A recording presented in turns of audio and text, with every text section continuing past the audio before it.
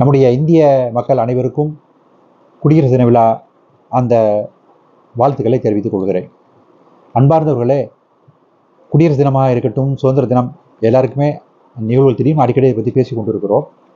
இருந்தாலும் அந்த காலகட்டத்தில் நடந்த ஒரு சில நிகழ்வுகளை கூறி இன்றைய நம்ம நாட்டுடைய நிலைமைகள் எப்படி இருக்கிறது, அதை எப்படி நாம் சீர்தூக்க வேண்டும் என்ற ஒரு கருத்தை மட்டும் உங்களோடு பதிவு கொள்வதை நான் ஆசைப்படுகிறேன்.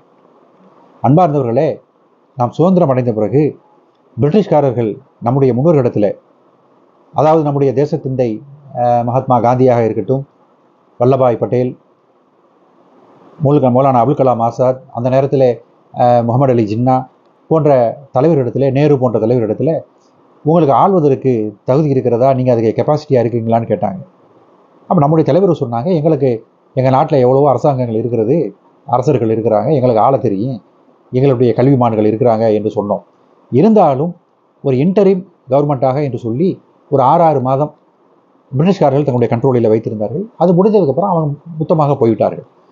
நம்முடைய தேசிய கொடி ஏற்றப்பட்டு பிரிட்டிஷுடைய கொடி இறக்கப்பட்ட பிறகு முழுமையாக நாம் சுதந்திரம் பெற்றோம். அப்போ அந்த காலகட்டத்தில் நம்ம இதுக்கு முன்னால் இருந்தாங்க இல்லையா, நம்ம ஒன்றுபடாத இந்தியாவில் தமிழ்நாடு எடுத்துக்கிட்டிங்கன்னு சொன்னால் சேர சோழ பாண்டிய மன்னர்கள், கேரளா சேர மன்னர்கள், இங்கே மராட்டிய மன்னர்கள், ஹைதராபாத் நிசாம்கள், நவாபுகள், முகலாய பேரரசு, ராஜஸ்தான் ராஜபுத்திரர்கள், ஒடிஷா போன்ற பகுதியில் உள்ள மன்னர்கள்,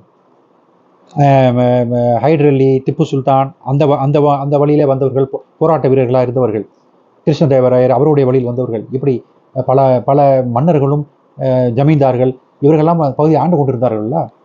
இப்போ அவங்கெல்லாம் என்ன சொன்னாங்கன்னு கேட்டால், நம்ம வெள்ளைக்காரனை எடுத்து போராடணும், பிரிட்டிஷ்காரனை விரட்டணுங்கிறது தான் நம்மளோட நோக்கம். நம்ம விரட்டிட்டோம், எல்லாரும் போயிட்டாங்க. இப்போ நம்ம பழைய ஸ்டேட்டஸ் குவா, பழைய நிலைமைக்கே நம்ம வந்தாச்சு. அதனால் எல்லாரும் அப்படி அப்படி இருந்துக்கலாம் அப்படின்னு சொல்லும் பொழுது, நம்முடைய மூத்த தலைவர்கள், அதில் குறிப்பாக வல்லபாய் பட்டேல் அவர்கள்லாம், இல்லை அது சரி வராது, நம்ம இவ்வளோ நாளாக இத்தனை ஆண்டுகளாக நம்ம போராடி வெற்றி பெற்றுட்டோம், ஒன்றுபட்ட இந்தியா தான் நமக்கு ஒரு உயர்வை தரும் அப்படின்னு சொன்ன பொழுது, இப்போ அவர்கள்லாம் சொன்னாங்க, நாங்கள் பெரிய மன்னர்களாக இருந்திருக்கிறோம், ஜமீன்களாக இருக்கிறோம், காஷ்மீர் கொஞ்சம் விதிவிலக்காக இருந்தது அந்த நேரத்தில்.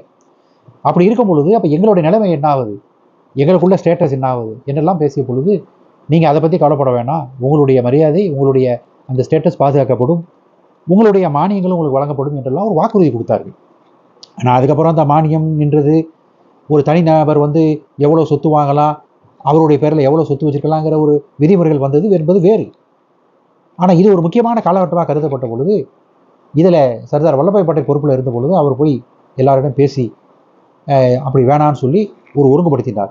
நம்ம திருப்பி ஒரு ரீஜனலாக இருந்தோம்னு சொன்னால், ஒரு நாடு இல்லாமல் இருந்தால் இன்னும் ஏதாவது நாடுகள் நம்மை ஒரு குறிப்பிட்ட பகுதியை கைப்பற்றும் பொழுது அவர்கள் இங்கே இருந்து கொண்டு மற்றவர்களை தொந்தரவு செய்வதற்குள்ள சூழ்நிலை ஏற்படலாம், ஆக ஒற்றுமையாக ஏற்பட்டார்கள். ஆனால் அந்த நேரத்தில் டாக்டர் அம்பேத்கர் அவரிடத்துல தான் ஒரு நடுநிலையான சட்டத்தை உருவாக்குவதற்கு அவர்கள் சொல்லப்பட்டார்கள். டாக்டர் அம்பேத்கர் அவர்களும் ஒரு சட்டத்தை உருவாக்கினார்கள். அப்போ அதில் நமக்கு கொடுக்கப்பட்ட வாக்குறுதி, அந்த மன்னர்களுக்கு மட்டுமல்ல எல்லா மக்களுக்கும் கொடுக்கப்பட்ட வாக்குறுதி என்னவென்று சொன்னால், இங்கே பல மாநிலங்கள் இருக்கிறது. இப்போ நம்ம ஒன்று இணைஞ்சிட்டாலும், ஒரு தலைமையின் கீழ் வந்துவிட்டாலும், எல்லா மாநிலங்களும் அவர்கள் அந்த ரீஜனல் ஸ்டேட்ஸ் அவங்களுடைய அந்த இண்டிபெண்டன்ஸுங்கிறது இருக்கும், சுதந்திரம் இருக்கும். அதே மாதிரி எல்லா மக்களும் அவர் விரும்பிய மொழியை பேச, கலாச்சாரத்தை பின்பற்ற, மதங்களை பின்பற்ற, உணவு, உடை, அவங்களுக்கு என்ன விரும்புகிறாங்களோ அவை பின்பற்றிக் கொள்வதற்கு சட்டத்தின் வடிவமைப்புல அனுமதி இருக்குது. அவங்க என்ன பேசணும், சுதந்திரம் எல்லாம் நீங்கள் எடுத்துக்கலாம். அதனால் ஒன்றுபட்டிருக்கோமே தவிர யாருடைய உரிமைகளிலும் எந்த அரசும் குறுக்கிடாது. அதனால் நீங்கள் அது பயப்பட வேணான்னு சொல்லி தான் இந்த வாக்குறுதியின் மேலே தான் நமக்கு இந்த குடியரசு கட்டமைக்கப்பட்டது.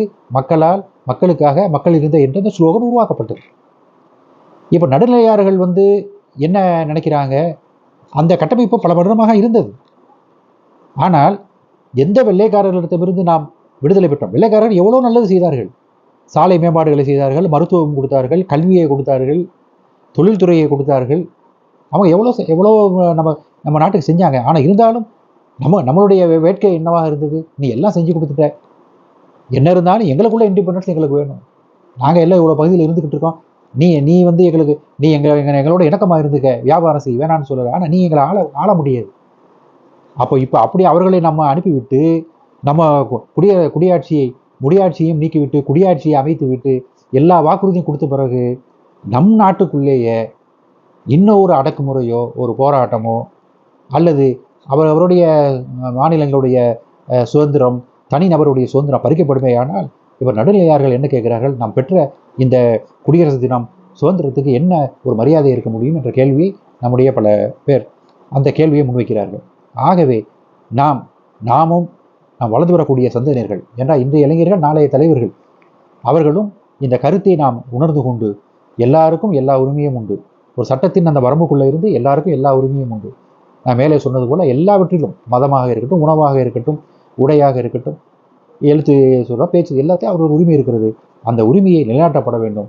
அப்படி நிலைநாட்டப்பட்டால்தான் நாம் சுதந்திரம் அடைந்ததற்கும் இந்த இந்த மக்களுக்காக மக்களிருந்து என்ற அந்த ஸ்லோகனுக்கும் ஒரு அர்த்தம் இருக்க முடியும் என்பதை இந்த இடத்துல நாம் நினைத்து பார்க்க வேண்டும். நம்முடைய இளைஞர்களிடத்தில் இந்த நல்ல சிந்தனையை ஊட்ட வேண்டும், நல்ல ஒரு இணக்கத்தை ஏற்படுத்த வேண்டும். அப்படி ஏற்படுத்தினாதான் இந்தியா ஒரு பலமான நாடாக இருக்கும். உலக அரங்கிலே இந்தியா தலை நிமிர்ந்து நிற்கும்.